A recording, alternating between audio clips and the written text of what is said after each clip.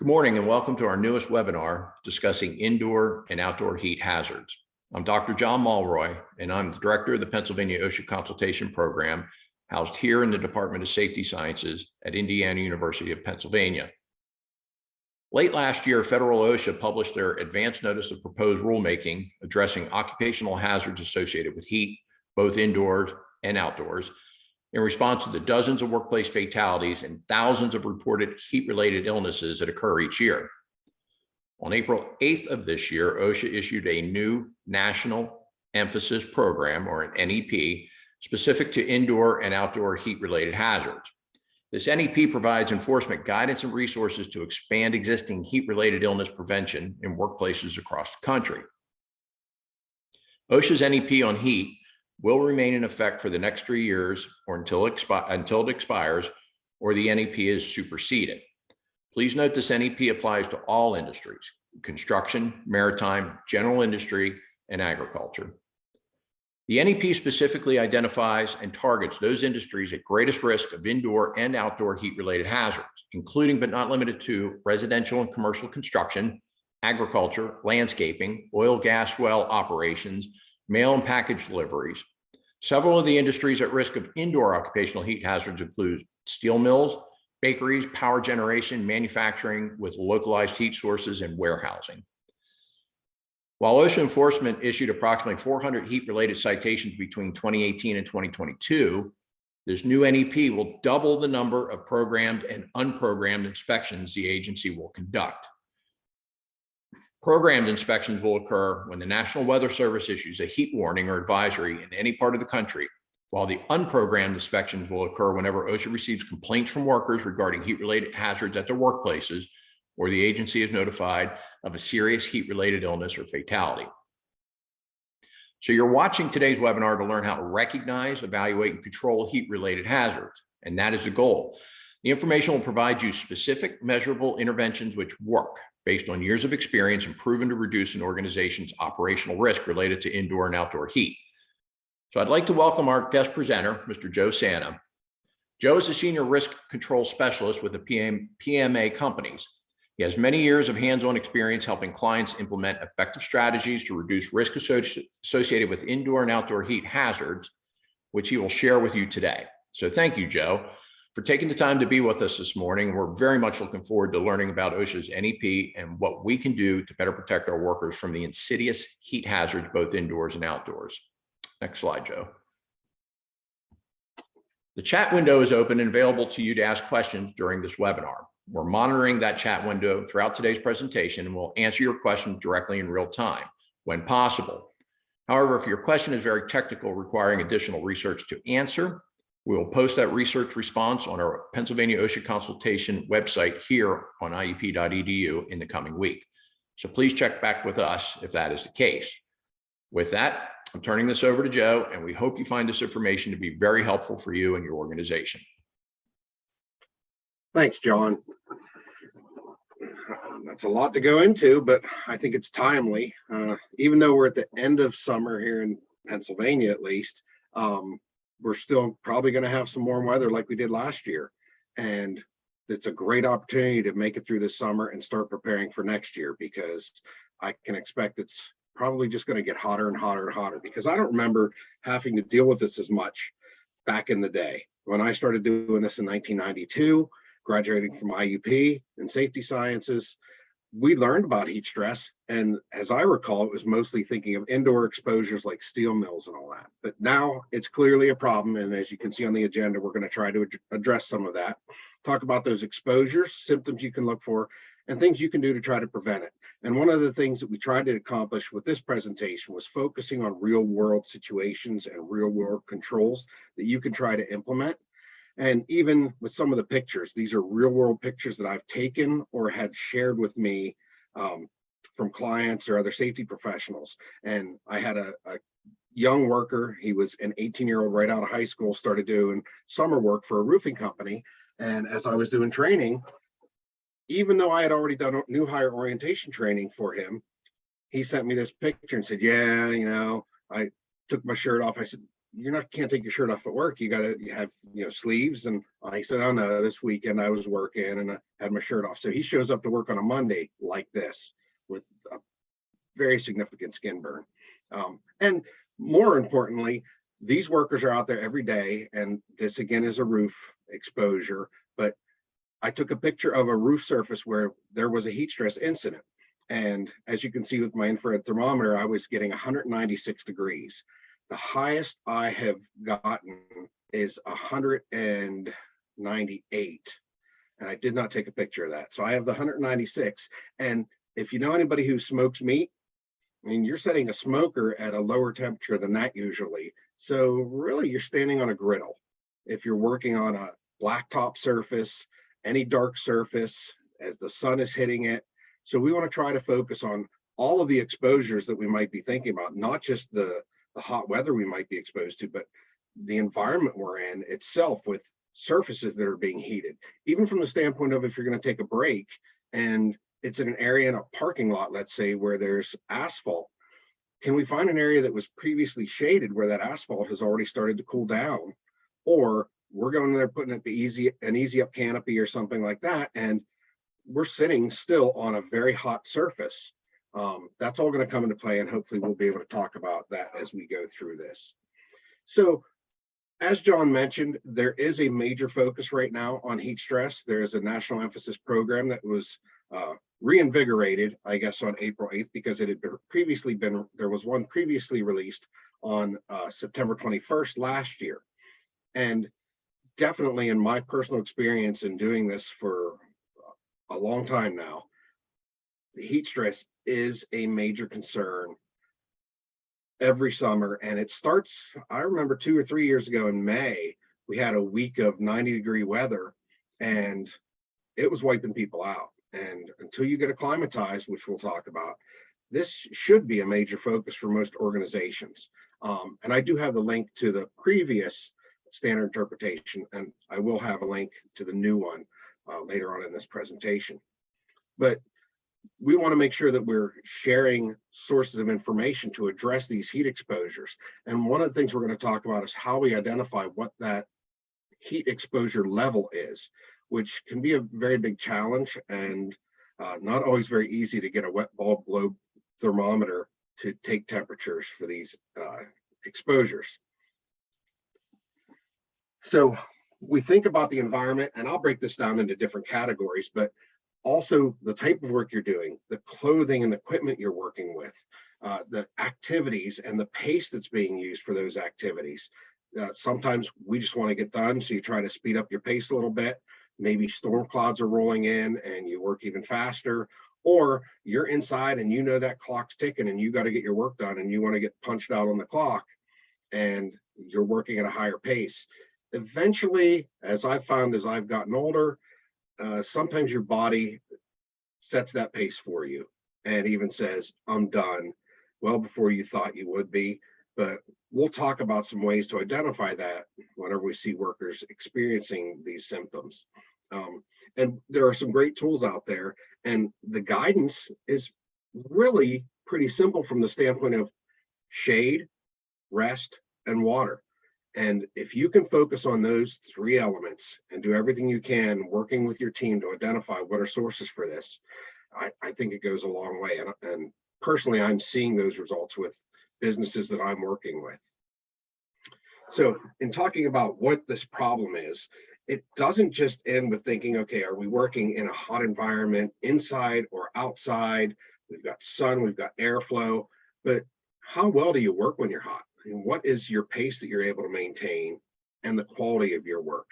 I just saw a study last week that was done in, I think it was Saudi Arabia. And they were talking about, they had people make decisions and do math problems and some other complicated tasks that were still doable and achievable. And then at the end of a hot day of work, they had them do them and they could not do them. And if they could, it was at a much slower pace. So how well do you work when you're hot? And how well do you work when you're physically active in the heat? And if it's the first hot day and you're doing it, or now it's been 3 days or 3 weeks, I know that a lot of people that I work with, they're done by the end of summer. we need those winter layoffs. And we need that slower pace to get our bodies, I guess, regenerated, because we're just sapped. So think about those questions I just asked, but then think about, what if we have that time to get acclimatized? What if we have that time to get rested? And what if we have the ability to get hydrated? And in the real world, the challenge that I'm seeing is we don't do that. And in our culture, we're usually dehydrated all the time anyways. And with the weather changes, at least here in central Pennsylvania, I know that there are probably workers, whenever that weather drops down to the 60s and then gets up to 78, 80, and people wearing sweatshirts back out there because they're used to being in the upper 80s and 90s. Last year, OSHA had put out some really great guidance documents and some posters and handouts and info sheets that talked about where we can focus some of our efforts and where we can get resources for every business. And one of the most shocking to me that I have shared with everybody I work with, nearly 3 out of 4 fatalities from heat illness happened during the first week of work. Now, from my standpoint, thinking that, boy, if we can target our efforts somewhere, if we know that 3 out of 4 of those fatalities are during the first week of work, wouldn't we say, let's make sure we nurture those new hires and use that buddy system and have leadership personnel watching them like a hawk for the symptoms that we're going to talk about later on. And we know that it's very expensive to sap people, especially with this great resignation that occurred. You take a new hire that maybe does not have previous experience in the hot environment, like whether it's a manufacturing or a warehouse without air conditioning, and landscaping and construction work, and some of the ones that John had mentioned whenever he talked about where the industries are, where they're focusing. How well are they going to work, and how are they even going to stick around after they get out there and like, this is ridiculous? And we have seen so many people lost, and I really think it's way underreported. You know, the statistics show that there were 815 US workers that died and 70,000 that were seriously injured. And we can go and see on the news, I believe a few weeks ago, there was a delivery service where a worker was on a porch on a Ring doorbell and fell over and clearly looked like they were heat sapped. So how many of those cases never even get reported? The workers just deal with it, or they go back to the hotel room or back to their home at night and sit in their tub in cold water, take a cold shower, and then pass out in a recliner. So I think there's a lot more of it that we're not really accounting for. And if we go onto OSHA's website and use the Safety Pays Estimator, we can look at what the true cost most likely is based on, I don't know if anybody's ever seen the iceberg example where we showed that little bit that gets paid by workers' comp. How much more does it cost your organization when these things happen? But the Safety Pays Estimator demonstrates that if our direct cost was $37,000, we probably need to have $2.6 million in sales based on profit margins to get that money back, or to make that profit back for the organization.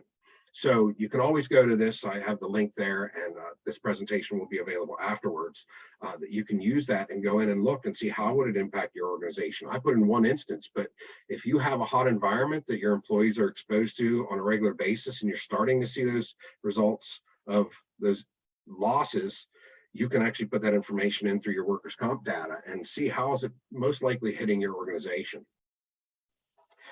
And I have really, the most proud moment in a safety professional's career is whenever they see the results of their labor and pushing these concepts. People are like, it's hot work. But when you get people that are really doing this stuff and they come back to you and say, wow, I've got people that were saying, all right, it's going to be a hot week. We're going to rotate out from these tasks, and we're going to give you break periods that you can prep stuff for the construction site or prep stuff in the warehouse and do some other activities where you can cool down a little bit.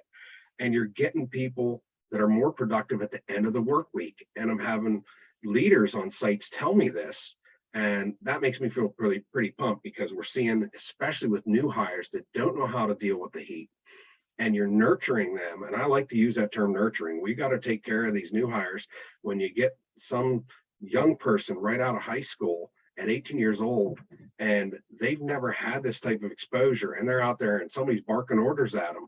But if they're doing it the right way and nurturing them and showing them they're cared for and helping them deal with this heat stress, you're going to get a lot more productivity out of them. And then we get that mild weather that we can help build them back up a little bit.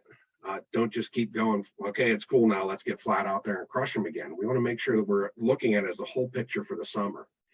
And how well can you schedule the intense work on a hot day? Can you get it done in the morning? Sometimes in construction projects, you can't start as early as you wish you could because there are neighboring residents and noise ordinances that you can't be out there running heavy equipment and noisy equipment. But what can you get done early before the heat starts getting at you? And we can look and see, as somebody who's feeling the effects of aging, I don't remember being sapped by heat stress. And I worked on farms ever since I was 12 up until I left college. And then I worked on a farm a little bit on weekends back when I was in my early 40s. And now I can tell you, I feel this chart. I feel how the heat starts to really affect me a lot more now. And I'm just not going to push myself as hard. And we can share this information at the end of this presentation. It'll be in here. But I'm sure there are a lot of other sources that can demonstrate that this is really valuable information to say, yeah, as we get older, we don't retain moisture in our bodies as well. We're not as hydrated, and that hydration means so much more. I know I personally cramp up more quickly as the effects of heat that we'll talk about later on with cramping as one of the symptoms start to take its toll. And we talked about costs, and we talked about, some of the issues with burning out employees and focusing on the new hires, but then we can also say what other issues are driven by this. We know there are going to be OSHA fines now. And one of the things, I don't like to use the OSHA hammer. I'm very fortunate that I can work with companies that say, okay, what do we need to do the smart thing and be more efficient and make more profit?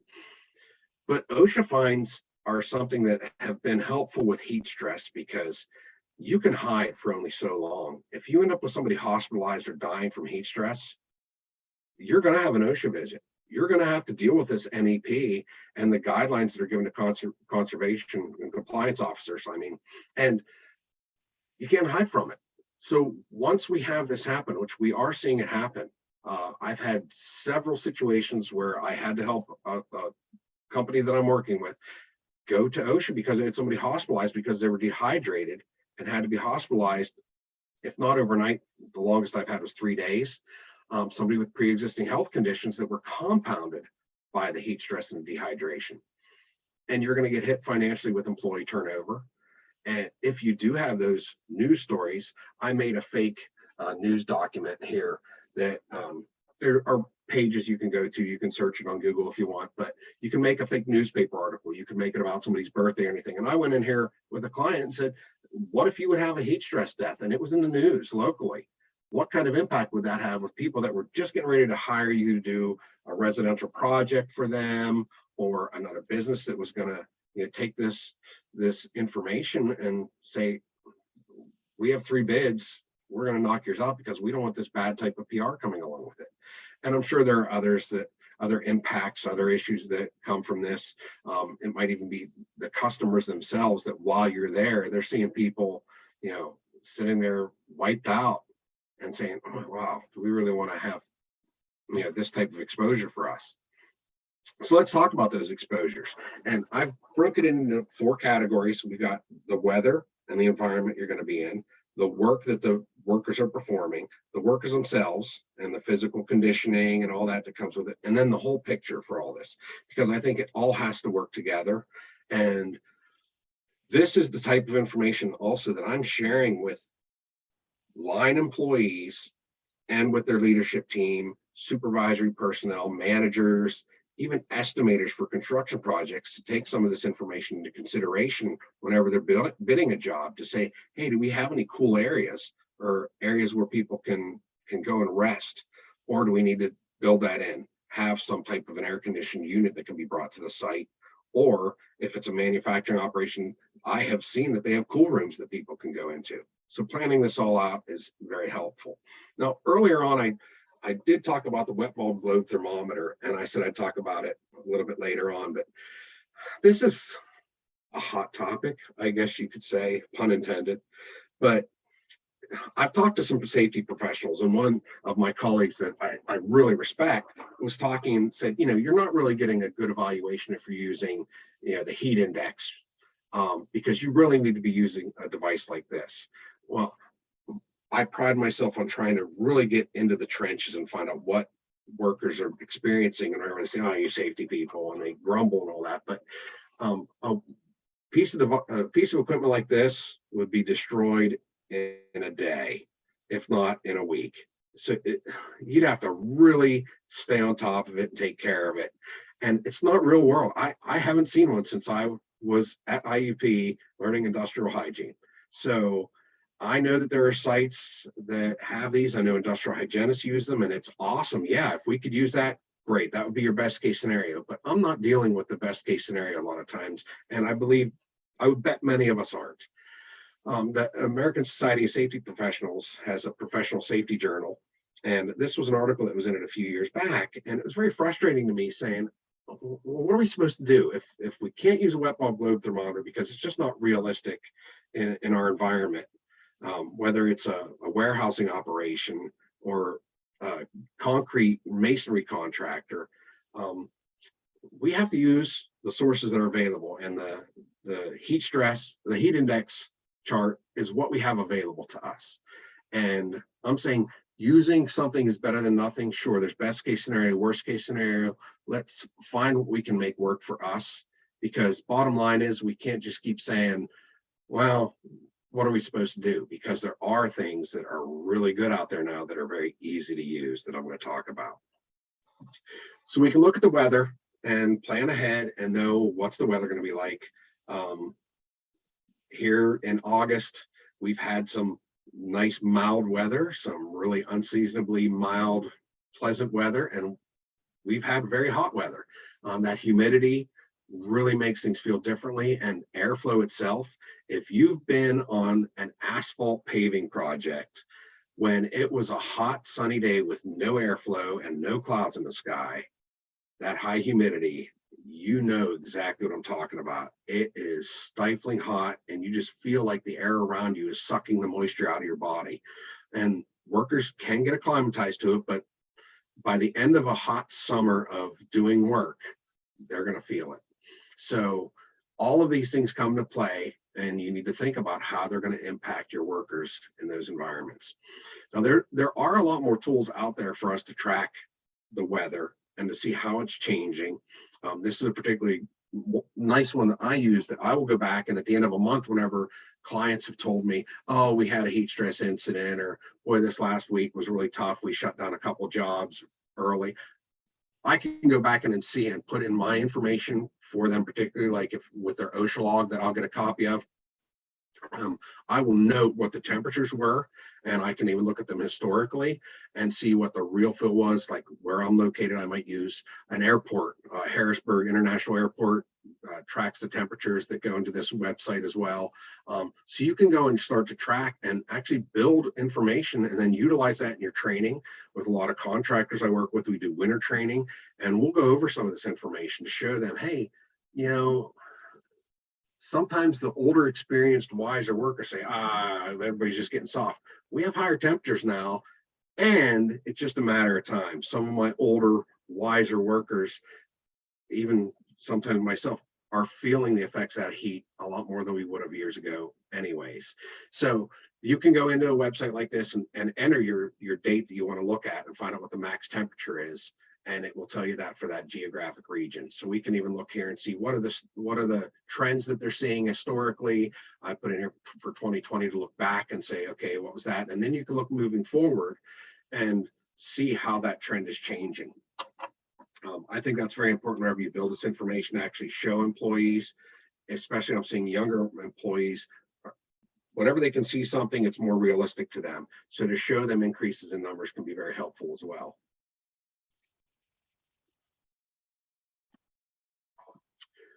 So we talked about weather. Now let's talk about the work. What are the employees doing? What are workers doing? Are they indoor where it's a hot process, glass manufacturing, rubber products, electrical utility manufacturing? If they're working around boiler rooms, bakeries, kitchens, laundries, And then we get outdoor and we look, is it agricultural work, landscaping, construction operations, oil wells, asbestos and lead removal, especially there, because we're going to talk then about, not just the work, but what are they wearing and what equipment are they working with? If you've ever done work in a Tyvek suit, wearing a cartridge respirator or an N95 with the hood and the gloves taped at the wrist and all that, I don't care if 3M claims that their stuff's breathable. As I see some of the product now, it's hot, and you're going to be able to pour your boots out at the end of the day from the water that's the sweat that's come off of you. So we need to look at that and identify, okay, if we've got those types of exposures, we need to be doing something about it, especially whenever we look at that NEP. And I added this picture specifically of, in roofing, we call this a dragon wagon. It has 7 torch heads on it that I think each torch head runs 19,000 or 20,000 BTUs. So if you're standing around this thing working, that heat is just wafting off it before you even get considering the weather itself. The process itself is hot enough, and you have to wear protective clothing so you don't get burned when you're working around it. So that particular work task and any other tasks you might think about, what pace are we able to say we're going to go slow, we're only going to do so much work today, and then we're going to shut her down and we're going to go a little bit slower, because what are you going to get out of employees if you push them hard for a 10-hour Monday? What type of work are they doing at the end of the day, a Thursday or on a Friday? What type of work is the work itself, creating that hot situation for them? How strenuous is it? How physically demanding is it? And the environment that we talked about, and not just the weather of the environment, but do you have walls inside or a lack of airflow? You might have fans set up, but back in an area where somebody's working, that fan is not able to move the air. I was on a building construction project last month, and indoors it's mostly concrete construction, and I was in the basement. It was really nice and cool, and every floor above that was really stifling hot, and they had huge fans set up, but workers had moved the fans to blow at them while they were working, and the supervisor had set up the fans so that they would keep a circular motion going through the square. If you looked at a bird's eye view, it was a square shaped hallways that had a really good airflow until all the workers started moving the fans to make it cooler for them individually, when in the big picture it would have made the whole environment cooler. So we readjusted the fans. So we talked weather, the work that's being performed. Now let's talk about the workers. This is something that we can pay attention to from a leadership role and a safety role. It's a little bit harder to change it. For example, the workers are the workers, and the body and their conditioning that they're in, that's what we got. I myself could be in better shape, I'm sure. But that's what we got to work with, and we have to take that into consideration, especially if we know things on a personal basis with workers we're working with, if they're predisposed to heat issues or if they have other medical issues. That would be good information to work with your human resources team to make sure that you can accommodate appropriately. Acclimatization is a major focus. There is a lot of really good information on the heat.gov page that I'm going to talk about briefly here towards the end, but there's a lot of really good information about acclimatization, and we can all make that available to you. Sorry, I jumped ahead. If you need it. Then we get into diet and energy drinks. There is so much discussion about what should you drink on a hot day. Everybody has their little spiel about what they think is the right thing to drink. I had just heard beginning of the summer a study about pickle juice, and I looked it up and I could not find that study anywhere. But some people do drink pickle juice. I was just at a site where they had a cooler filled with ice and water and Gatorade drinks, and they had 3 or 4 jars of pickles in it. And they said, yeah, we just like eating them. My best approach to that is, if you have something that, even if it's a placebo effect, you think is helping, as long as it's not making it worse and hindering you, go with it. I mean, I'm talking real world options here. So nothing beats water. But if people think, oh, well, I drink this type of water and it helps them. Some people have said, I don't like spring water, I like purified water, and vice versa. But Then we also have to think about leadership. I think there's a lot that could be said for mental health and how leaders lead people and mentor them. There's a lot of good information. I know the IEP Osha consultation services have talked about mental health in the past, but need to talk to your leadership team about how they address these issues and how they lead the people on their sites. Things we can't impact: age, weight, physical conditioning and fitness, how their bodies adjust to hot environments, and then other pre-existing health conditions that can impact things.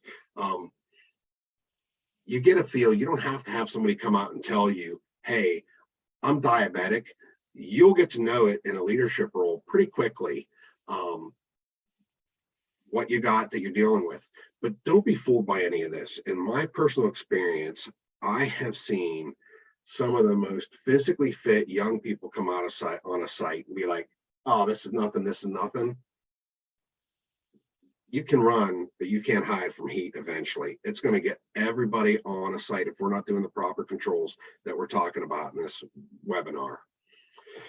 And that acclimatization, it takes a regimented period, and I have worked with organizations, indoor and outdoor, that have utilized an acclimatization break-in period, and it makes a dramatic difference, not only in how people adjust to the heat and the work, but also with them sticking around longer. If you're paying that much attention and you're seeing somebody's cramping, let's say, and boy, they haven't really been doing it too long and they're already starting to limp a little bit, and they didn't have that limp previously, and you give them a break period, get them some water, make sure they know that you're paying attention to them. I think that goes a long way. But be aware, if workers take breaks or don't show up, or they're sick for a period of time and they come back, we've got to acclimatize those workers, because they will need to reacclimatize after breaks and vacations. And like I said, there's lots of good information about that we can make available. One that is really making me crazy, and I just feel like I'm an old guy getting upset about these kids with their energy drinks and all that, but I went to an ASSP conference 3 years ago, and they had somebody that was an expert witness for heat stress incidents. They had done, I think it was a Minnesota Vikings football player that had passed away from heat stress. And they had a person that was 3 years in a row Men's Health Man of the Year, or most healthy man in the world, or something like that. And I asked them, what do you recommend for heat stress as a number one control? And they both said, it came out of their mouth at the same time, energy drinks. Stop having people drink energy drinks. Well, I don't know how you control that, but energy drinks are doing the opposite of what we're trying to accomplish whenever we're talking about hydrating. A lot of times they have diuretics in them, they have caffeine. We really need to be encouraging a healthy diet, regular meals and snacks. And I'll brag up a contractor that I work with, a roofing contractor. A lot of the lead people, whenever they're staying out of town at the hotels, they'll plan the meals and they'll have a grill and they'll do chicken or steaks, or just a well-balanced meal throughout the whole week while those workers are there. And they'll have side dishes and they'll make sure they have fruits and vegetables. And it's not all of them, it's just a couple of supervisors specifically. But when I'm doing training in the winter, then, and these employees for those crews are like, hey, I like working with that supervisor. They take care of us. We get nice meals and all that stuff. And they're making sure they're talking about hydration and all these things. But whenever you see that somebody's got a bunch of empty energy drink cans in their vehicle, and you know they're new and they're starting to get sapped, that's going to have a big impact. It damages the heart. There's a lot of studies out there that talk about the dangers of energy drinks. And just a final note on leadership with those workers. Good leaders really lead. People want to follow them. Supervisors that are encourage employees to hydrate properly, to take care of themselves in the evenings, not to overdo it during the week, have acceptable beverages, communicate with them, and keep that communication going. One of the best ones I have is with contractors that have people outside working from heights. I've heard numerous times, they must have got it from my training, which must have done a good job. They say, hey, if you're feeling heat stress and you're at elevations, tell me now, because if you go down, I have to get you off that elevation. So if somebody's working on a roof and they start experiencing heat stress and they have heat syncope or something and they're passing out, how are you going to get them down off of a roof?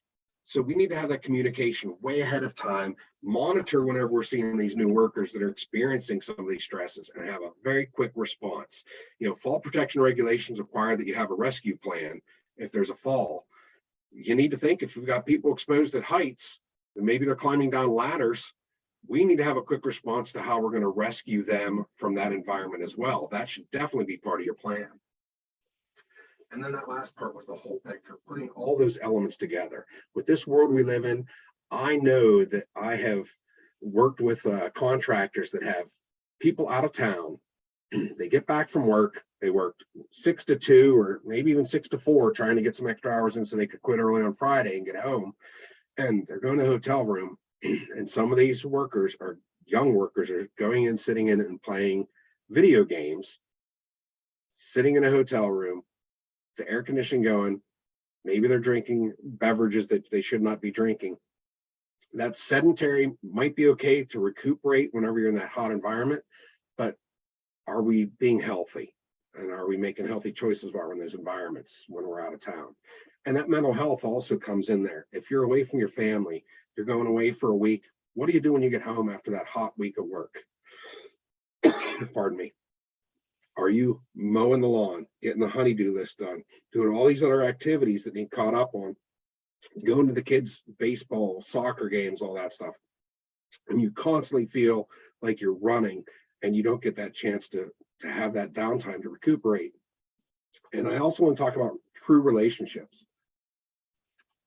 Whether that's an indoor crew or an outdoor crew, if you don't get along with the people you're working with, that takes a mental health toll as well. So if employees feel like they have to push themselves extra hard whenever they're demonstrating heat stress, that could lead to that problem where it's too late by the time we need to get them rescued and get them out of a work environment situation where we might have to bring them from a lower level of a building or through a manufacturing operation area where it's going to be a little bit more challenging. So there's some of our exposures. Then we get into the symptoms themselves. Now, I'm only going over one slide to talk about symptoms because I have a bias. One of my favorite heat stress tools is the Osha NIOSH heat stress application. I encourage almost all contractors and construction companies that I work with to have this on their phone and check it every day before you start work and build a plan. This heat stress app, in lieu of having the wet bulb globe thermometer, is an incredible tool that, remember, we may not be able to have the best case scenario, but that device, that tool that everybody has a smartphone, you can download it to, you can set an alarm to remind you every 15, 20 minutes, half an hour to drink water. But I think we talked about leaders, but I recommend that leaders, especially with new hires, and the buddy system is utilized, and people have to really actively care about each other and watch what's going on. You're watching for the symptoms that can be demonstrated. You don't have to have it memorized. The Osha NIOSH heat stress app will tell you symptoms, and there's plenty of posters and handouts you can get from heat.gov, but it's hard to hide if you stop sweating, and it's hard to hide if you're limping around because your leg's cramping up. So those are very easy ones to watch. I have a rule that says if you puke, if you vomit, you're done. There's no, oh, I must have had a bad tuna fish sandwich at lunch. No, if you threw up, you're done. And sometimes people will do it when they're in a porta-john or in a restroom or something like that, so you don't necessarily know, but you really have to watch like a hawk. It's kind of unfair sometimes for leadership personnel in manufacturing operations and in construction sites to have to watch for all this stuff while they're paying attention to so many other things. But if we have everybody educated and everybody can be a buddy in a buddy system to watch for these things. So let's talk about some of the prevention efforts. I mean, here's a picture of a very hot roofing situation. No way around it. It's going to be hot work. The foreman on this particular job was doing great, making sure that he was giving people break periods. You might even notice over on the right-hand corner of this, the porta-john is on the roof. Looks like it's downwind too, is the way that smoke's coming off of that tar that's being done on that roof. But not having to go up and down stair towers or ladders and all that takes a toll on your body. So having this plan in place where you can get water, take a break, all that really comes into play. So one of the biggest tools that I have used, and sometimes old habits die hard, because this is dated 2012, so we're already a 10-year-old document, but I really like this because this was a document that I had found as part of the OSHA enforcement in the heat stress way back when, where this was the list of items that you were to look for if there was a fatality or hospitalization. So what they would ask was, the employer is supposed to keep the workplace free of hazards. So did they know that it was a high heat index and it was in the danger zone? Were the workers outside in the heat whenever there was a heat advisory? And then other things that go through here that I'm not going to keep reading through this. You can read it on your own. But this was a great tool in my experience, because you could say, okay, you can fight about, no, I'm not making it my responsibility to take water to a construction site. All right, well, if anybody goes down and they get hospitalized or die from it, these are the questions they're going to be asked. They're going to ask, did you provide water, rest, and shade? They're going to say, did you know that they could get heat stroke, heat exhaustion, and this could lead to a fatality? Was it feasible? And how do you say something was infeasible if somebody dies? Was it feasible to let them rest, to find a cool down area that they could sit in? And I think whenever we approach it that way, that's why I really like this tool, because this document, it put it out there that you could say, we have to be able to answer these questions if something goes wrong. And with the new heat stress national emphasis program, pulling out some of the highlights, like things that making sure that you're utilizing tools like that OSHA NIOSH heat stress app, which I think is great, because that itself, let me go back here, helps you answer the majority of these questions here. You can plan it out. The device itself, it's very easy for even a newer leader on a site to utilize. And if you have a wet bulb globe thermometer, that's awesome, and you have the personnel to handle that, but that's not usually what I run into. So we're looking at, are you addressing temporary employees, new hires, employees returning from prolonged absence where they're not acclimatized properly? Compliance officers are going to look for the OSHA logs. They're going to look for your past trends of injuries. They're going to interview employees and say, hey, did you have heat stress symptoms? Is your company doing things to address that? I think it's such a great tool to use, the OSHA NIOSH heat stress tool, because you can document and you can keep track of that. I like doing screenshots whenever I'm out, and okay, we're at 95 degrees on the heat stress app, and then I'll take pictures of easy up canopies, coolers that are filled with ice and water, and employees taking water breaks, and an area that's shaded. I also like on roof jobs, many times, depending on the heating and air conditioning system in the building, there will be a cool exhaust on the roof, and smart crews have been up there. That's where they set up their break area, where you have an exhaust that's blowing cool air out, and that's where they're taking their break. I think that's just brilliant. And then identifying conditions that are relevant for heat stress, whether it's indoor or outdoor. Are we looking at the type of tasks that we're doing, the bulky clothing, the equipment we're working around, the time that worker is in there without a break, and are we doing a rotation? Have there been heat stress situations in the past? And time that they've had away, and are we getting that water, rest, and shade in those situations? So you can go very easily. This information will be available for the new enforcement, dated April 8th, 2022. This is really good. The heat.gov page that was just released pulls a lot of the stuff that I've already talked about, pulled it together. You can go through, you see the headings here at the top: news and events, learn, urban heat islands, tools and information, at-risk groups. There is so much information here. They pulled it all together really nicely. I can't tout how helpful this is. That and the heat stress app, which this can link you to the heat stress app whenever you go to tools and information. Something that I have found to be very helpful, especially lately, is talking about hydration. We're all probably underhydrated as we go through every day. And this is a very common thing that I see in a lot of work sites, that cooler. This is a 5-gallon cooler. My first concern would be, is it clean? How often does it get cleaned out? Is the water fresh? How are people getting the water out of it? How are they refilling it?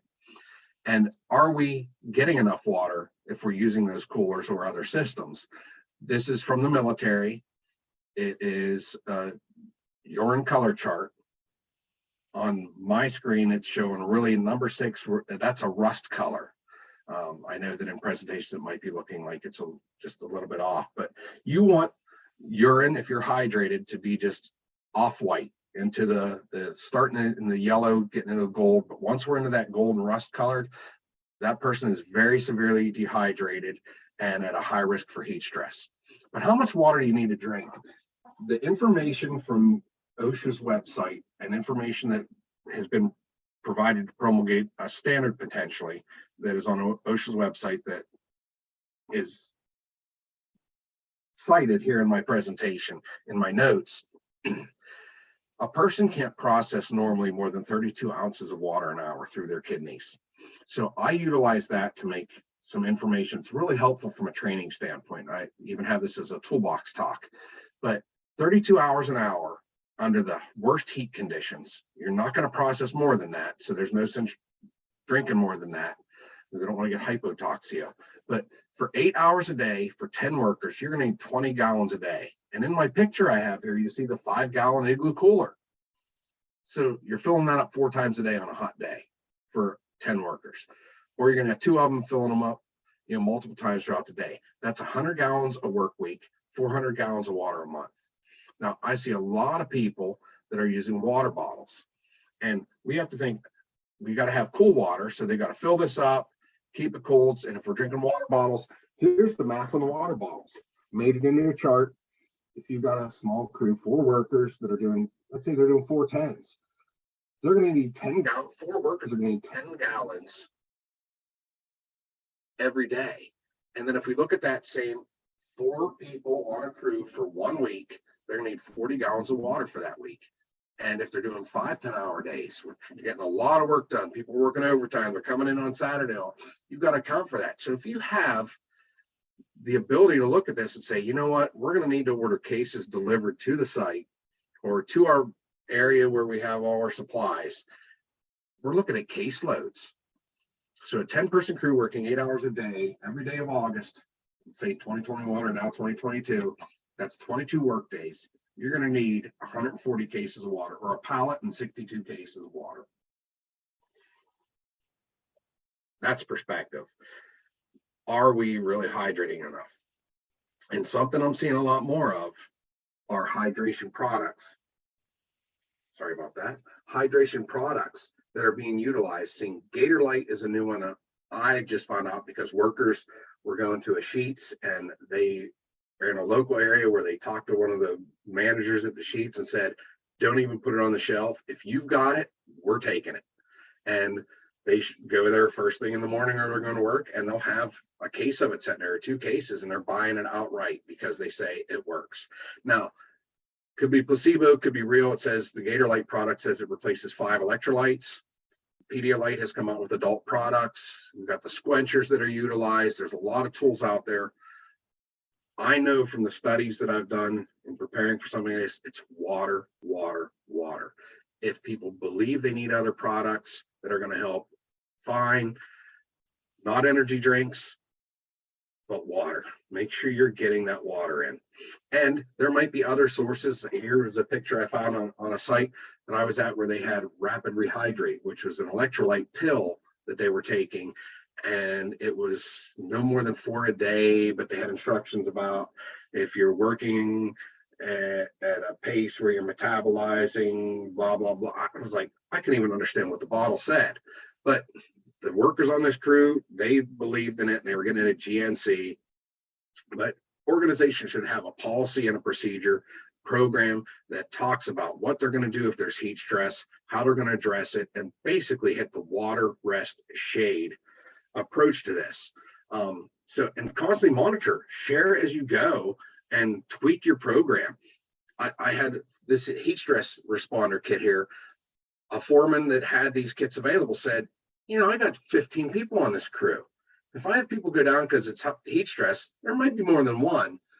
So he made sure he had several of these kits available all over his work area in case he would need them. I thought that was brilliant, and I love that thoughtfulness to going out there and then sharing that information. So going back to the previous standard interpretation, this information is very good out there now, but got to look at the training you're doing, giving everybody the information that's available. One of the things I like about the heat stress app is we can take it and go through that as part of our daily routine and document it to show that was an activity we did to focus on heat stress. Make sure we're providing proper protective gear, and that might even mean just big brimmed hats. Administrative controls like scheduling breaks, making sure that we're documenting that. If you have software programs on your smartphones or that are used on tablets or laptops, make sure you're documenting that you're doing this for the heat stress work rest regimen. And make sure if you need to have health screenings and acclimatizations and work on wellness with your employees. And don't be afraid to bring up the fact that sometimes there's alcohol and drug use that can impact things. Have that employee assistance program information available for employees so that they know there's somewhere they can go get more help from that standpoint. So getting towards the end here, a leadership approach was I had crews for a construction company I was working with keep track of what they were doing when they had any type of incidents occurring. People that were just starting to just get dragged down, they were starting to show signs of cramping and all that stuff, and they're immediately saying, okay, we got to address this. And we were tracking what was the weather, what were they doing, what were some plans that they had in place, even from the standpoint of how are you going to get them down off of a roof if there was an emergency. And going through, so this is, I don't expect you to read all that, but then breaking it down so you can see each part of it. The location, that way I can go back on the map that I looked at before and see what was the temperature, the date that this work was being done, how many workers were there, what type of work was being done, how many hours that day they were doing it, what was the weather and the humidity, and then looking at what was your plan, did you have shade, were you able to hydrate properly, what were you doing for that, what type of equipment, even like devices that you use for cooling, like some of those cooling gaiters and rags and hats with brims. And was there anything else you think you needed? And then we can look back at that and see, was there anything else down the road that maybe would have helped, but then other things that they were doing, having cool areas. So we need to track this stuff and learn from it. And then we could look here and even posters that were made. The one that OSHA came out with last year, it was a heat exhaustion or heat stroke with the symptoms, and this company even had on the bottom to call the two leadership personnel at the company if you needed more information or we're starting to have problems. And this was the OSHA poster that came out last year that I had shared with a lot of companies that I worked with, because it really put it out there very simply to know what you have to do to try to address the heat stress issues. Seeing a lot of different clothing out there. I'll tell you what, here's a picture of my ugly mug wearing a hat while I was out doing a bunch of work at my hunting camp. And I was specifically focusing on hydrating and using sunscreen and wearing hat and changing my shirt when it got saturated with sweat to see how that worked. And I'll tell you what, if you focus on it and make it a point, it definitely pays off in dividends, because I was able to just keep going at a slow pace, making sure I focused on heat stress. But if you've ever seen landscapers out, a lot of the landscapers that you'll see out there, they wear long sleeves because they're getting a benefit to that. The sun directly on your skin saps you a little bit more. But if you have a light colored shirt, it's protecting you. If it's cotton, you want to make sure that it's breathing and you're sweating and it's allowing that sweat to evaporate.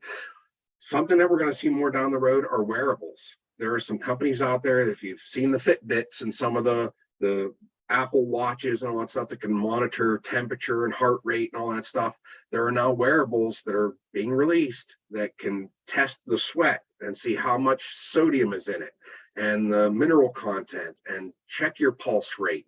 And it can tell you or people that are monitoring it if you're under heat stress conditions. There are also a lot of different cooling devices. I've seen high-vis vests that have pockets in them. You can put ice packs. look into some of these things, even from the standpoint of if you're looking for incentives for people. I'm not a fan of incentives of saying, here's 25 bucks, you didn't get hurt this week, but hey, y'all did a great job. Here's these cooling devices that are out there. Those can be a great way, especially if you have your name on them. They might be tax deductible. Think about how you're going to set shade in an area where this is a roof. They don't really have any other shade areas. So they had designated somebody specifically to move this, and he was getting ready to move it. I said, let me take a picture of it. And he was going to keep moving it. So they had the cooler under shade all the time, so it wasn't melting ice as fast. But you have to also take into consideration if you've got any wind or storms coming up, make sure you have these devices held down so that we don't create any other injuries. If you're not getting airflow, make airflow. Indoors, some of the large fans, even the low velocity fans, they move a lot of air and you can really feel that difference. I've even seen crews that had the Ryobi 18-volt fans that they were using battery. And here's a picture of one of those mushroom caps on a roof that was blowing ice cold air out. So I took a picture of it. But think about some of the different products that you can make the air move, because that air moving can really help cool things down. And they have cool rooms. Some buildings, they might even have like picnic tables, bags of ice in there, cool down kits, monitor it so that people aren't in there goofing off. If you have a trash can, fire extinguishers. Think about the things you're going to do in a cool room. And you could buy a prefab cool room. These things are available out there. So it might be something to think about if your operation could utilize something like that.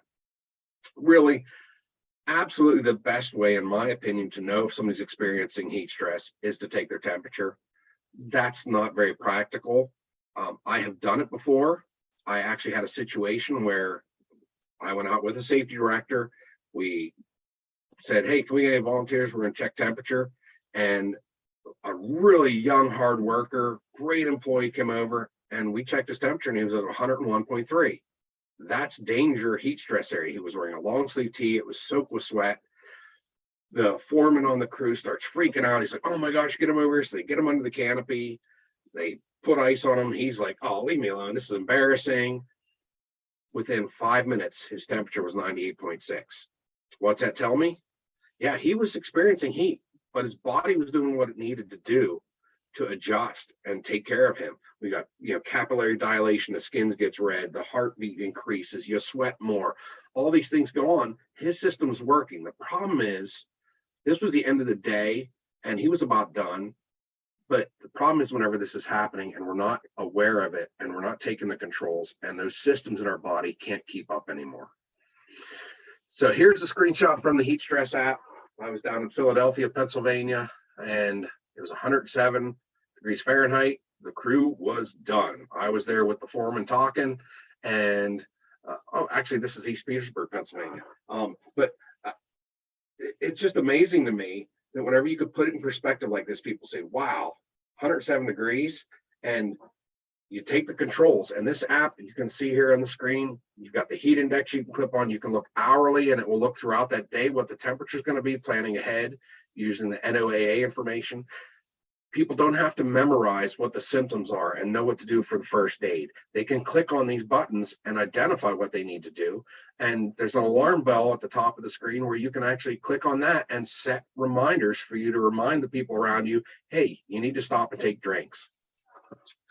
When this is provided, you'll be able to go to these links and get the information. One that I found was the most awesome document that had so much information, it's very long, was the CDC NIOSH Doc 2016-106, where it talked about the 32 fluid ounces of water that could be processed. And it talked about studies that were done and really good information that's out there.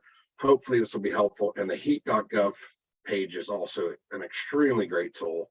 So we talked about what the problem is, the exposures, that weather, worker, the workplace environment, and then the whole picture, bringing that all together, symptoms that you can identify from a lot of easy tools that are out there, and then things you can do to prevent it. And here's a picture of one of those coolers with the ice packed full, Gatorade bottles, try to go low sugar, and the pickle jars and other waters, different types of waters, because sometimes people like different waters. I don't get it, but water, water, water. So going to open up now for any questions. Hopefully you've been sending in information through the chat module. There's my information. You can reach out to me if you want to. I love talking heat stress. I think we can all make an impact on it and help workers not just survive, but thrive. And I've seen it where people actually put the effort into it. So with that, I'll turn it back over to you, John. Thank you, Joe. That's really great information.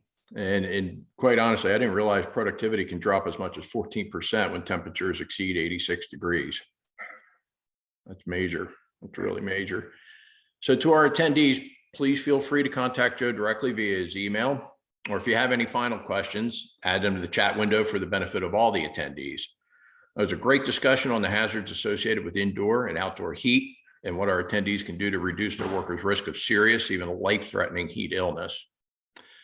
So here's how to reach Pennsylvania OSHA consultation for assistance with indoor and outdoor heat hazards, or any OSHA safety and health standard for that matter. So that was our office website there at iup.edu. If you forget the address, you can go to iup.edu, click the little magnifying glass in the top right corner and enter in OSHA, and you'll find our office right through the university's website. Once there on our website, you'll see the links available to you to submit a request for no cost compliance assistance, as noted with that red arrow. So go ahead to that next slide, Joe.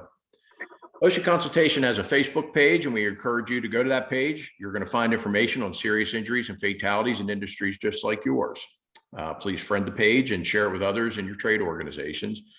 And there's a toll-free number there that you can use to reach out to a safety or health consultant should you ever have any compliance questions. And again, that is free to you as well, no cost. As you can see on the slide, our next free webinar is scheduled. Go ahead and advance the slide. Thanks. As you can see, our next free webinar coming up is scheduled for October 5th, 2022, and we'll be discussing the hazards associated with beryllium as part of what OSHA requires of employers whose workers have an actual or potential for occupational exposure to beryllium. Again, we truly appreciate Mr. Joe Santa from the PMA companies taking time to educate us all on indoor and outdoor heat hazards and provide us with the straightforward interventions to reduce that risk. So thank you, Joe, and that concludes today's webinar. Any unanswered questions raised today, check back on our website in a few days for those responses. Thanks for spending time with us, and have a safe day, all. Thanks, everybody. Thank you.